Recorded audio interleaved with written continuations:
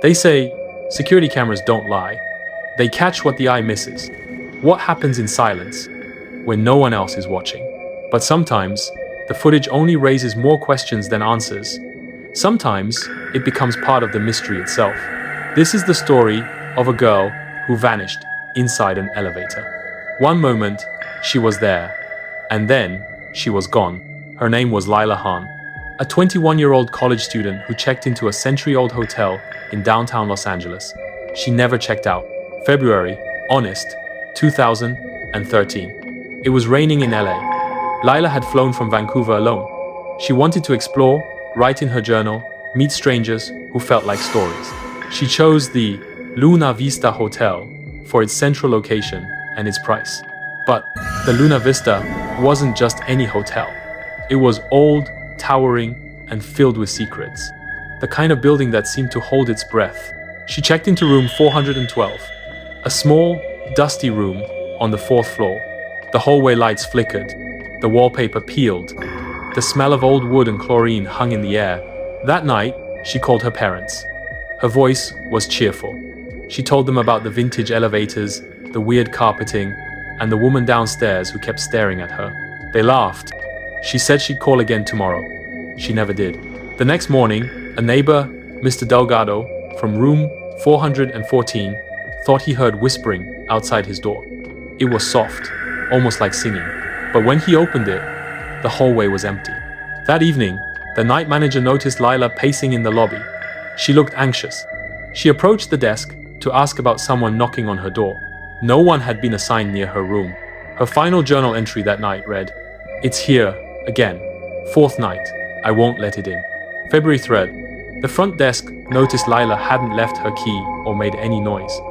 No checkout, no breakfast. February 4th. Housekeeping knocked. No answer. They used a spare key. The room was eerily neat. Her backpack sat on the bed. Her journal was left open on the desk, as if she'd just been writing. The last sentence, "It followed me into the elevator." But no Lila. The hotel called the police.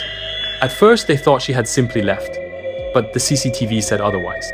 February 20, 10:57 p.m. Lila enters the elevator wearing a red hoodie, black shorts.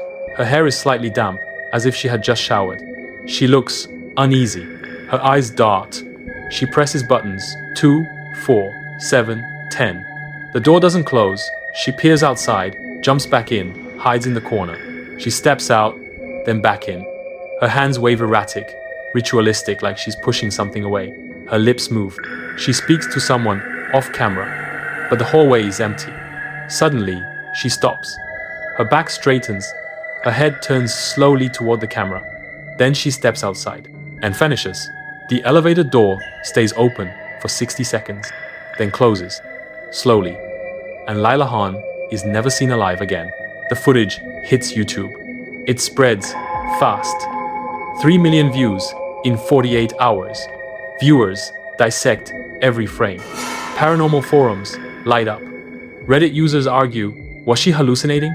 On medication? Or was something hiding in the hallway? One user zooms in on the reflection in the elevator door. A faint silhouette behind her, too tall to be hers. Another claims to see a hand grab her hoodie just before she disappears. Creepypasta versions flood the net. YouTubers act it out. But nothing compares to the original footage. Lila's terrified movements, the silence, the way the elevator refuses to close. The building is searched top to bottom. Nothing. February 19th. A couple from Nebraska calls the front desk. Their water is brown. Tastes off. Maintenance climbs to the roof. The door is locked, but the alarm was disabled. 4 tanks. One lid is slightly ajar. The maintenance worker lifts it. Inside Lila. Nude, floating face up in the cold, black water. Her red hoodie rests at the bottom. Her eyes are wide open. There were no ladders, no footprints, no signs of forced entry. The tank is nearly full, heavy.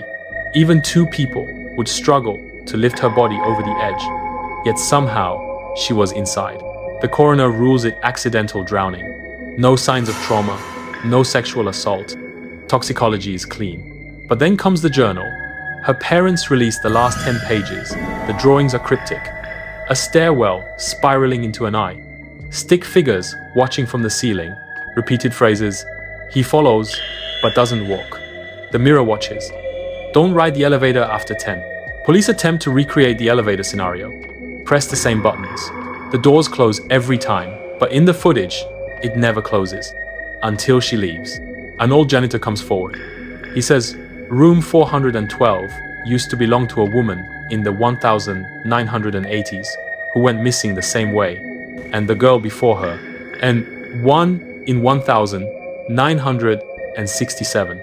All checked into room 412, all vanished, no record exists, but he swears by it. Guests begin reporting more odd events. Doors open by themselves. Elevators go to unrequested floors, cold spots in the hallway.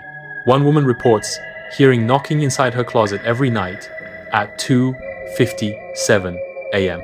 The hotel quietly settles the lawsuit. Then it shuts down for renovations. It never reopens. Podcasts cover it.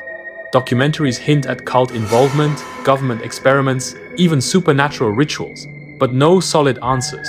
Urban explorers break into the Luna Vista years later. They find graffiti on the wall of room 412. Lila was right. And beneath it, a single word scratched in shaky handwriting. Stay.